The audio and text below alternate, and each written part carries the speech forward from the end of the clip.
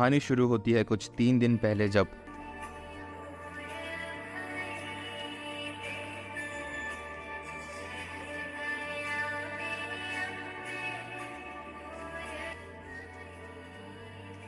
तो वैष्णो देवी चले।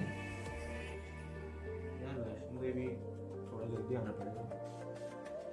ठीक है चलते चलो। फिर तुरंत हमने अपनी टिकट्स बुक कर ली, फिर की पैकिंग और फिर आया दिन जर्नी का। और फिर जल्दी से तैयार होकर हम लोग निकल गए ऑटो से, फिर ली मेट्रो और पहुंच गए नई दिल्ली मेट्रो स्टेशन। और वहां से एग्जिट करके और हैप्पी को लेकर हम लोग आ गए न्यू दिल्ली रेलवे स्टेशन। और ट्रेन जर्नी से पहले खाने और पीने के लिए कुछ सामान लेकर ट्रेन का वेट करने लगे।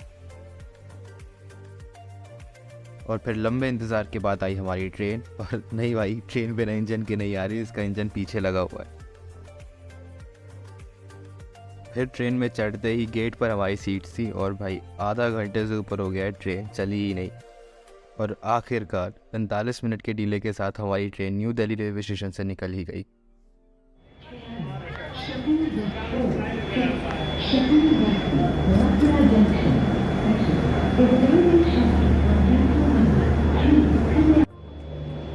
Good bye Delhi, good bye बोल दो भाई। Good bye.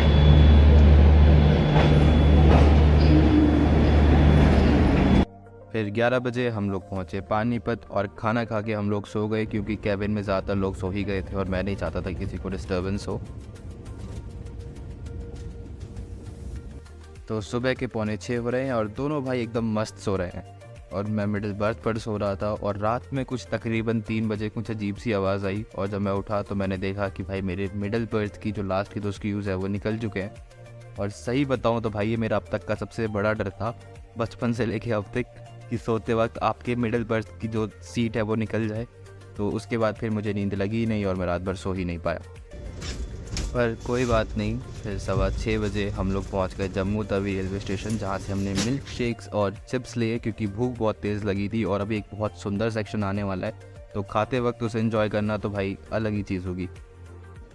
और फिर जम्मू पे कुछ अच्छा खासा 10 मिनट रुकने के बाद हमारी ट्रेन निकल गई जम्मू तवी रेलवे स्टेशन से। और यहीं से माउंटेन्स का एक बहुत ही खूबसूरत सेक्शन स्टार्ट होता है। और अगर आप इसे इन डिटेल देखना चाहते हो, इस ट्रेन जर्नी को इन डिटेल देखना चाहते हो, तो आई बटन पर वीडियो का लिंक आ गया होगा, वहाँ से देख सकते हो।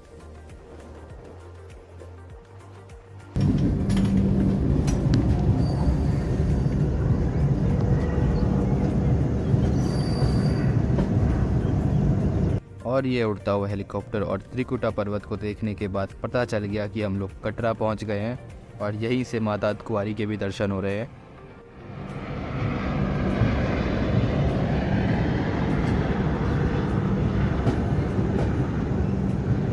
भाई ज़रा भीड़ देखो यार, और इस भीड़ ने हमें पूरे रास्ते परेशान किया। और फिर रेलवे स्टेशन से निकल के ऑटो लेके और कटरा पहुंच के हमने लिया एक सुंदर सा होटल। और ज़रा होटल से व्यू देखो भाई। और हाँ, पीक टाइम में हमें ये छोटा सा सुंदर सा होटल ही मिला जिसका प्राइस था केवल 800 रुपये। और फिर नहा के तैयार होके हम लोग निकल गए यात्रा के लिए। फिर क्योंकि बहुत तेज़ भूख लगी थी तो कटरा के मार्केट के एक बढ़िया से ढाबे से हमने खाना खाया और फिर हम लोग निकल गए अपनी यात्रा पर्ची के लिए। और बस स्टैंड पहुंचने के बाद पता चला कि अब यात्रा पर्ची नहीं, RFID कार्ड लेना पड़ता है। और भाई यहाँ पहुँचे तो पता चला कि इनका सर्वर ही नहीं आ रहा है। और फिर लाइन में खड़े खड़े और हमारे नवीन भैया के हमशक्ल को देखने के 2 घंटे के बाद हमें आखिरकार ये आई कार्ड्स मिले। और देखो यार, एक सजेशन दूँ, एक रिकमेंडेशन दूँ, तो आप इसे ऑनलाइन ही करके आ जाना, क्योंकि इससे आपके कुछ घंटे बच सकते हैं। पिछली बार हम ऑनलाइन करके आए थे, पर इस साल क्योंकि हमारा एक इमीडिएट सही प्लान बन गया था तो हमें ऑनलाइन नहीं मिल पाया, इसीलिए हमें यहाँ पे लगना पड़ा।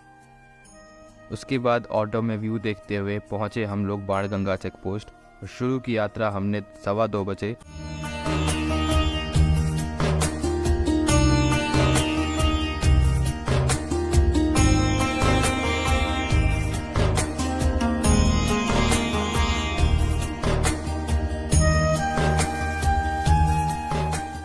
कुछ छोटा मोटा खाते पीते और इन सुंदर नज़ारों को देख देख कर और घोड़ों को रास्ता दे देकर एग्जैक्ट 3 घंटे बाद हम लोग पहुंच गए अर्धकुंवारी।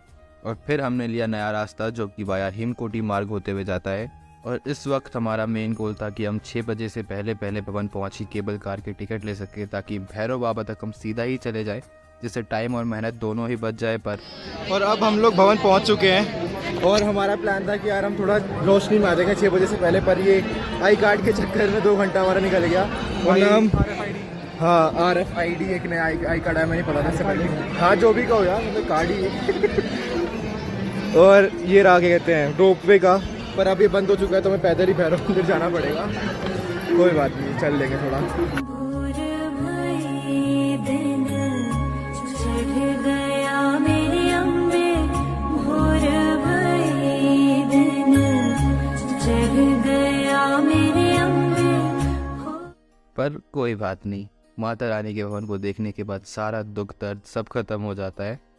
पर लाइन और भीड़ ने हमें दोबारा निराश कर दिया, पर कैसे कैसे जुगाड़ कर करके हमने रात के 1 बजे दर्शन कर लिए और हम लोग भवन पहुंचे थे कुछ 7:45 बजे। और सही बताऊं तो जितना समय हमें कटरा से भवन आने में लगा, उतना ही समय हमें भवन में माता रानी के दर्शन करने में लगा, क्योंकि भाई भीड़।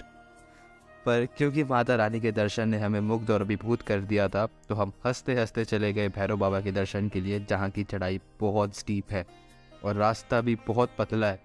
और 1.5 घंटे बाद हम लोग पहुँचे भैरव बाबा के मंदिर और उनकी भी बहुत बढ़िया दर्शन हुए। और उतरते वक्त कटरा का ये सुंदर व्यू देखा और फिर सूर्योदय के साथ अतखुआरी पहुँच के हमने लिया नया रास्ता, जो कि बहुत साफ, ब्रॉड, खाली था और कंपैरेटिवली पुराने रास्ते से कम स्टीप है। तो चलो।